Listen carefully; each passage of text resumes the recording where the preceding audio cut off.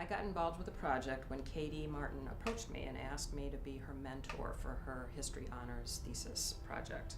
And she probably approached me because of my expertise in 20th century U.S. history and generally and specifically Indiana history, because the project that she wanted to pursue was about the Civilian Conservation Corps.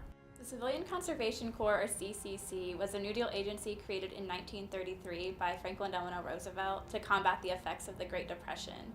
It put young men aged 18 to 25 back to work on public lands, and so they often completed public works projects such as building roads, bridges, hiking trails, and building recreational facilities on public lands, so like national parks and state parks. We certainly know about the Civilian Conservation Corps nationally. We also know about its presence in the state, the Civilian Conservation Corps camps. We also know that the races were segregated and that men were assigned to camps based on their race in this period. So we know that there were certain camps that African American men were assigned to. But Katie was able to get a perspective on their experience that nobody has written about. Company 517C was a group of African American men who worked in South Bend, Portland, and O'Bannon Woods State Park from 1933 to 1942. And they were a Civilian Conservation Corps company, only one of 8 African American groups in Indiana, and the rest of the Indiana Civilian Conservation groups were white.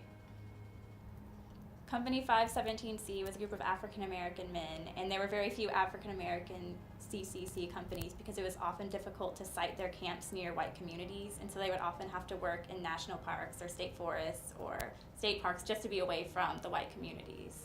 When the company moved to Portland, Indiana, there was a lot of talk in the company or in the newspaper of Portland, and people were saying that they didn't want to have the camp located near their homes because they thought that they would have drinking issues or violence, and obviously the Civilian Conservation Corps men were really chosen for their good nature and their good qualities. Company 517C dealt with racial issues by speaking out in their own company newspapers, and so these newspapers were called Camp Chatter, Wyandotte Wahoo, and Ditch Dots and Dashes.